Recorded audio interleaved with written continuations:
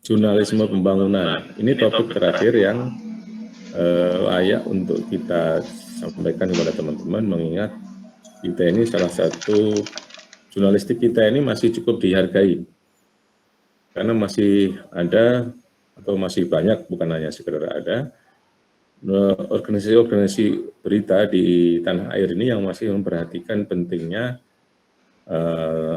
suara kaum tertindas. Nah, mereka ini siapa? Sekali lagi, mereka adalah masyarakat. Ya, ingat bahwa jurnalistik itu hadir karena munculnya persoalan di masyarakat. Demikian juga jurnalis itu ada karena ada audiens, ada masyarakat.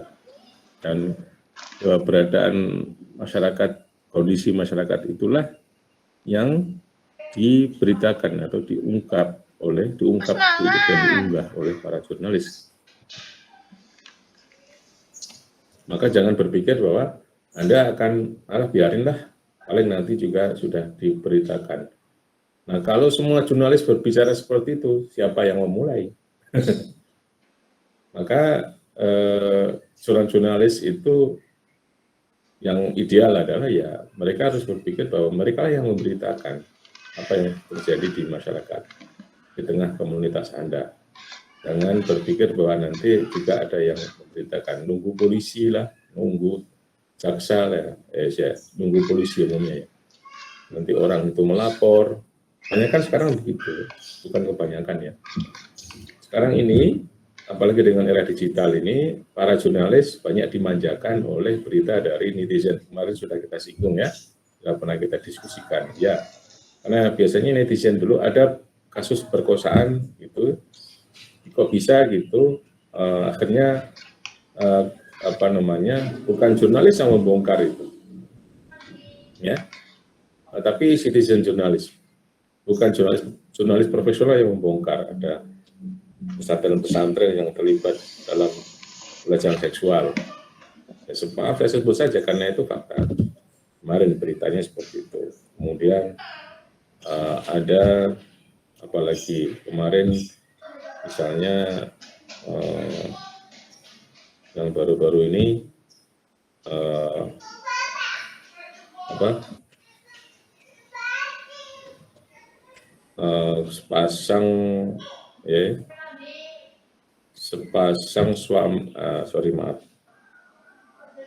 ada anak muda yang ditabrak oleh aparat, ya, di kejadiannya di Nagrek ya, gitu ya.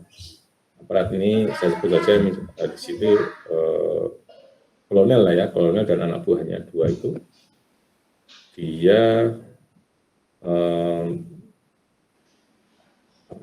dua pasang ini muda-mudi ini yang katanya pacaran gitu ya, itu dibuang ke sungai yang jaraknya itu dari kejadian itu sampai 200 km. Nah itu memang ya saya kira memang ngeri juga kalau wartawan mengungkap, tetapi yang terjadi kan belakangan baru kita ketahui bahwa oh ini si mayat yang ditabrak oleh si kolonel dan mobil kolonel dan anak buahnya itu, sampai begitu gitu. Begitu, kemudian dibongkar. Nah sekarang ini bagus juga ada yang mau bongkar, betapa orang tidak punya nurani gitu. Coba bayangkan bagaimana orang tuanya, bagaimana ininya gitu ya. Memang kita harus hati-hati ya dalam menghadapi situasi semacam itu tuh. Ya itu memang operasi militer yang itu kan si orang-orang sipil ya. Dua anak ini anak sipil tapi diperlakukan seperti operasi militer. Kan kalau militer begitu, kalau tempur itu kalau bisa yang musuhnya itu kombatan, gitu ya, orang yang layak untuk ditembak itu dibunuh hanguskan dan tidak diketahui jejaknya. Gitu. Ya gitu-gitu. Kalau tentara pun begitu, wah ngeri juga itu. Gitu. Nah, oke, itu soal tadi ya contoh kasus terakhir mengenai development journalism yang sejauh ini itu menjadi tantangan karena ya kita berlomba dengan netizen ya. netizen, bukan citizen, netizen, citizen yang menggunakan internet, netizen. Saya akan membelajarnya seperti ini. Nah, kalau kita lihat sejarahnya, teman-teman, development journalism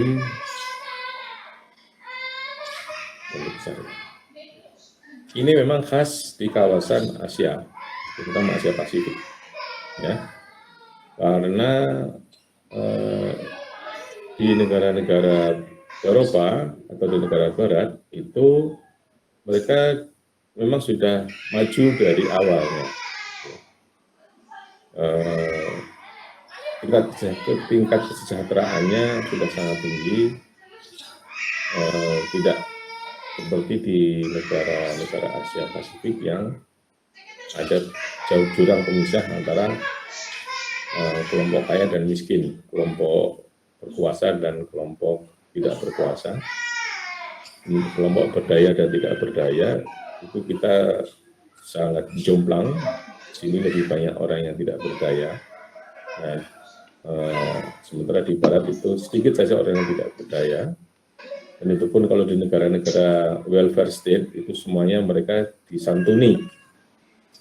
Sekarang ini aja kita mengenal itu, dulu tidak, ya, dulu belum mengenal istilah dari pendamping keluarga harapan PKH yang kemarin juga banyak diselewengkan, ya, ternyata di dinas sosial itu. Maka perlu juga, karena kemarin saya belum tahu, baru tahu kalau ternyata di Dinsos itu, di Kemensos itu ada dirjen fakir miskin. Masya Allah, fakir miskin itu diberi dirjen.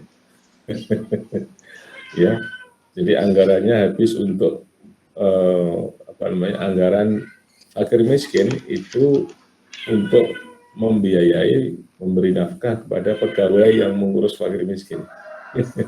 Maka betul juga itu dihilangkan saja, itu nggak perlu. Fakir miskin kok diberi dirjen, itu artinya fakir miskinnya dipelihara gitu, ya kan? Kalau membiarkan, makanya tidak pernah ada Kementerian Kemiskinan, ya, karena itu sama dengan memelihara kemiskinan. Maka ini kok ada dirjen fakir miskin, itu sebetulnya mereka ya bekerjanya kalau ada fakir miskin, dan kalau tidak ada fakir miskin mereka tidak bekerja. Maka fakir miskin itu dipertahankan. Maka kemarin saya setuju itu dalam hati, wah iya ya, hapus. Saya belum tahu, kalau dari dulu gitu, wah iya kok kita bertanyakan kok ada dirjen fakir miskin, itu kan berarti dia bekerja karena ada orang fakir miskin. Kok fakir miskin kok dipelihara gitu. Maka kemarin dihapus, gitu, menarik juga gitu ya, termasuk program-program yang ada sekarang ini, pendamping keluarga harapan, yang kemudian ada Jakarta, Indonesia Pintar, Indonesia segala macam. Itu adalah upaya-upaya negara untuk hadir dalam rangka menanggulangi kesenjangan yang ada di masyarakat. Nah, kalau dulu zaman Orde Baru saya merasakan betul ada orang itu, bahkan itu pegawai negeri itu, yang hidupnya sangat kekurangan. Ya, pegawai negeri, saya sendiri keluarga dari pegawai negeri gitu ya. Ada teman yang pegawai negeri juga gitu, tapi beda karena nggak tahu. Dulu sepertinya saya punya orang tua karena mungkin di levelnya lebih tinggi ya, tapi saya punya teman ini di levelnya yang lebih di bawah gitu, memang beda gitu ya, cara hidupnya beda itu. Saya merasakan betul dulu itu susah begitu. Itu yang pegawai negeri, apalagi bukan pegawai negeri. Yang hidup enak-enak itu mungkin swasta dulu itu ya, swasta, ya, swasta, dan kemudian bekerja di perusahaan asing gitu dulu. Tapi kalau swasta lokal dan itu hidupnya juga kendaraan roda 4 masih jarang, kemudian motor itu juga masih barang mewah, di mana-mana orang naik sepeda. Gitu ya. Baju itu kalau ganti setiap lebaran gitu ya. Dan masih ada orang dulu beras itu susah gitu. Nah, kalau sekarang jauh sekali karena hadir, negara hadir dalam menyantuni kelompok-kelompok yang kurang beruntung, gitu. Maka ya kita bisa